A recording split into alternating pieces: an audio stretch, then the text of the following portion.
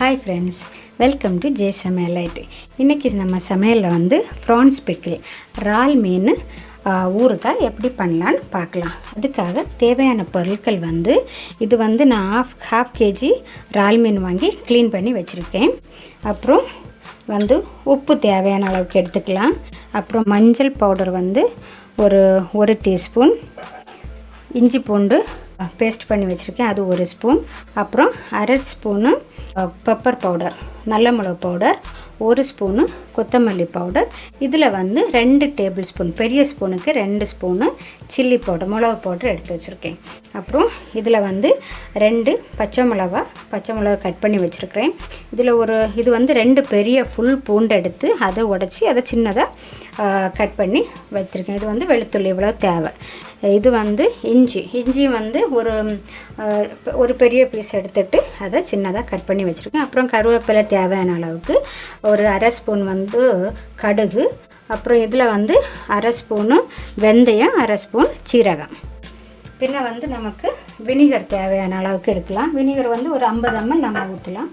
அப்புறம் வந்து இது இங்கு இது காயோன்னு சொல்லுவோம் இது. அப்புறம் எண்ணெய் வந்து உங்கள்கிட்ட எண்ணெய் இருக்கோ அதை நான் வந்து ரைஸ் பிரான் ஆயில் யூஸ் பண்ணுறேன். நீங்கள் உங்கள்கிட்ட எண்ணெய் இருக்கோ இந்த எண்ணெயை யூஸ் பண்ணுங்கள்.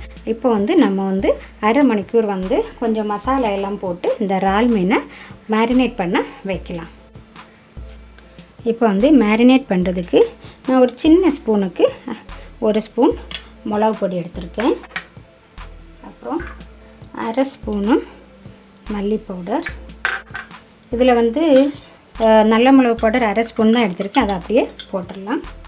அப்புறம் தேவையான அளவுக்கு உப்பு, இதில் இருக்கிறதில் 1/2 டீஸ்பூன் மஞ்சள் பவுடர், அப்புறம் 1 ஸ்பூனு இஞ்சி பூண்டு விழுது. எல்லாத்தையும் கை கழுவி இருக்கேன், எல்லாத்தையும் நல்லா மிக்ஸ் பண்ணிடலாம். இதை நல்லா மிக்ஸ் பண்ணிவிட்டு நம்ம அரை மணிக்கூர் சைடில் வச்சு விட்டுடலாம். அப்போ வந்து அந்த உப்பு மிளகு எல்லாம் இந்த இறாலில் வந்து பிடிக்கும். இப்போ வந்து நல்ல மசாலா எல்லா இறால்லையும் பிடிக்கிற அளவுக்கு பார்த்துக்கோங்க. சரி, இதை வந்து நம்ம ஒரு அரை மணிக்கூர் அப்படியே வச்சு விட்டுடலாம்.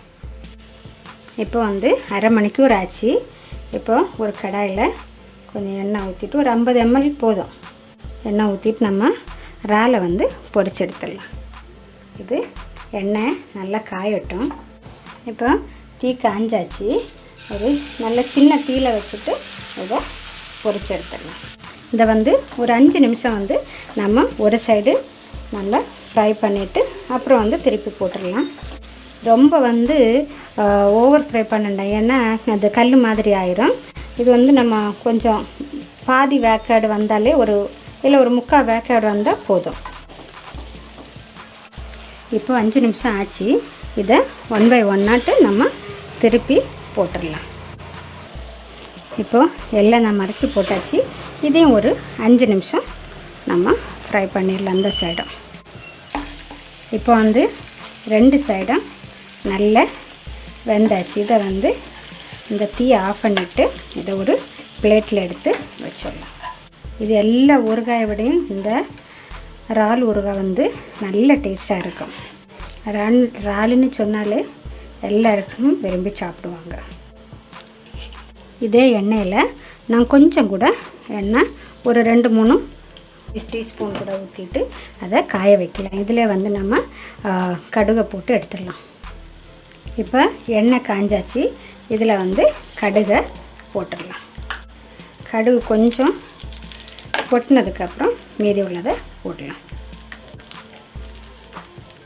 இப்போ கடுகு நல்லா பொட்டியாச்சு. இதில் நான் எடுத்து வச்சுருக்க சீரகமும் வெந்தயமும் போட்டுட்டு நல்லா ஒரு நிமிஷம் நம்ம நல்லா ஃப்ரை பண்ணிடலாம்.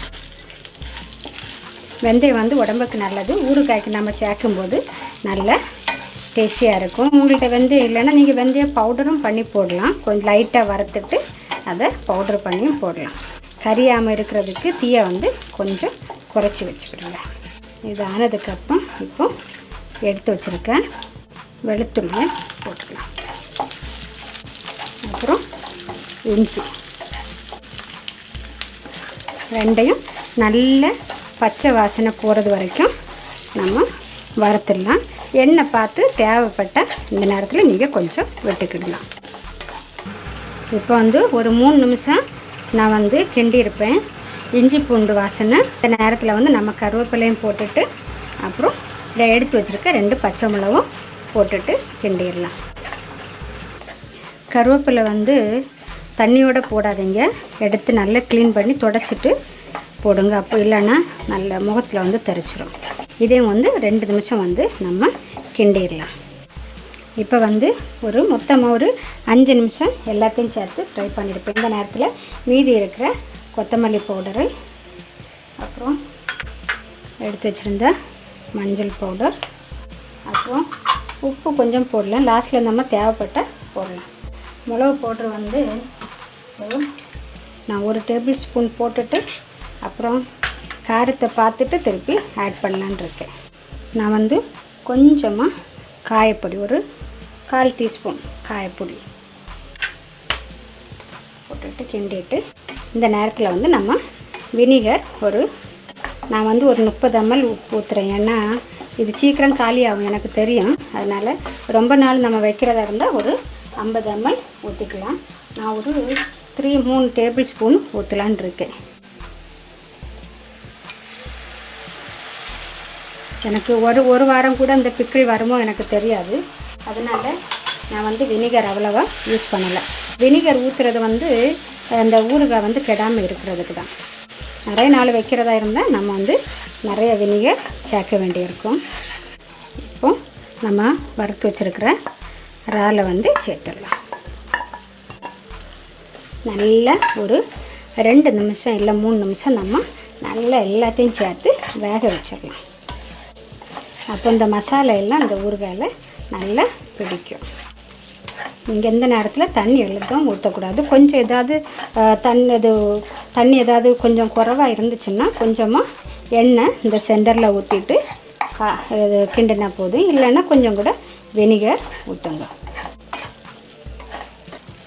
இந்த நேரத்தில் வந்து நம்ம உப்பும் காரமும் போதுமானு செக் பண்ணியிருக்கலாம். கொஞ்சம் எடுத்து செக் பண்ணிடலாம். எனக்கு கொஞ்சமாக உப்பு தேவை இருக்குது. கொஞ்சம் உப்பு குறைவு, நீங்கள் உப்பு பார்த்து அட்ஜஸ்ட் பண்ணுங்கள். நான் 2 டேபிள் ஸ்பூன் வந்து மிளகு பொடி எடுத்தேன். ஆனால் இதே வந்து காரமாக தான் இருக்குது. ஏன்னா அப்புறம் பிள்ளைங்க சாப்பிட மாட்டாங்க. அதனால் நான் வந்து ஒரு 1.5 டேபிள் ஸ்பூன் வந்து சேர்த்துருப்பேன். ஏன்னா இதே போதும். இதை வந்து நம்ம இப்போ 1 நிமிஷம் நல்லா வேக வச்சுட்டு அதுக்கப்புறம் தீயை ஆஃப் பண்ணிடலாம். இப்போ நம்மளோட இறால் ஊறுகாய் வந்து ரெடி ஆச்சு. தீயை ஆஃப் பண்ணிடுறேன். இதை வந்து நல்லா கூல் ஆனதுக்கப்புறம் அதே மாதிரி அது கண்ணாடி பாட்டிலில், தண்ணி இல்லாத கண்ணாடி பாட்டிலில் போட்டு வச்சுட்டு நீங்கள் ஃப்ரிட்ஜில் வச்சுக்கலாம். எப்பப்போ எடுக்கிறீங்களோ அப்போ வந்து ஒரு ட்ரை ஸ்பூனை போட்டு எடுத்துக்கோங்க. ஸோ நீங்களே இதை மாதிரி உங்கள் வீட்டில் பண்ணி பாருங்கள். தேங்க்யூ.